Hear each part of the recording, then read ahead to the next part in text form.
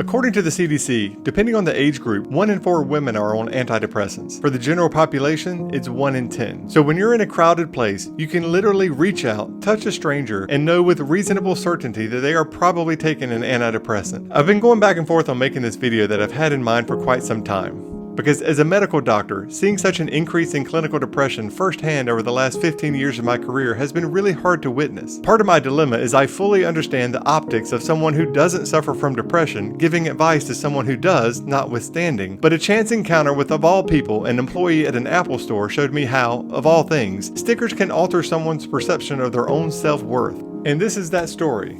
A story of a dying computer, stickers, and depression. This is the first MacBook Pro I ever purchased. I used this computer to start the YouTube channel with my kids 4 years ago. That computer has edited every video on this channel. It has been with me as far south down to the Southern Caribbean, as far north as Denali in Alaska, on planes, trains, cruises, and automobiles. And I've got the stickers to prove it. And those stickers aren't just on my computer. They're on my Yetis, my Stanleys, my cars, and even my phone. I had more on my phone, but ultimately it peeled off, so that really wasn't the greatest place to put one. So how does this video, my computer, and stickers relate to depression? Let me explain it to you with this story. You see, the more stickers I put on my computer over time, the value of my computer became less about the computer itself and more about the stickers and the stories that came with them. Every time I was in a public place, people would come up to me and say, "Hey man, I really dig that Bob Ross sticker." Or they would talk to me about some of the places that I've been to and how they enjoyed those places just as much as I did. But just recently, my computer broke. Every time I turn the computer on, the screen does this. And I use this computer 100% of the time just to edit videos and photos, which essentially makes the computer useless to me if I can't fix it. So I did like anybody would do who didn't want to buy a new computer. I took my computer to the Apple store and see if they could repair it. I opened up the computer in front of the guy and showed him exactly what was going on, and he knew exactly what the problem was so quickly it was almost as if this is a known problem. Because of the way the MacBook is configured and the disassembly process and the part, the cost of the entire repair would be basically more than what he said the computer was worth, which was surprising to me because he said this computer was only worth about $600. And therein lies the point to the video.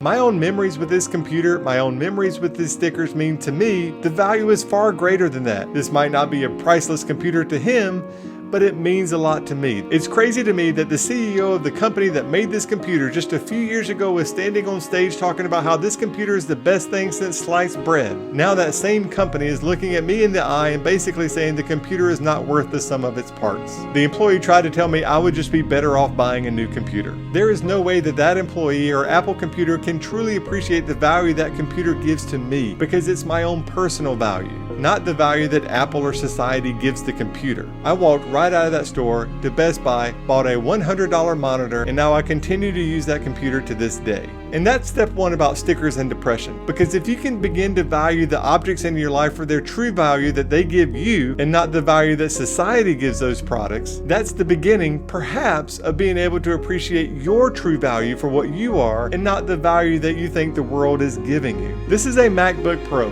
the flagship computer in their laptop lineup. And now the very company that makes this product is telling me it's not worth really anything. You, in some ways, are a product of the world around you. But the world is not going to give you your true value. You have to learn how to appreciate that yourself. And I guarantee you that your true value is more than you think it is. And it's certainly more than the value that the world is going to give you. And my hope in this video is that maybe, just maybe, putting a well-placed sticker in your life will help you realize that.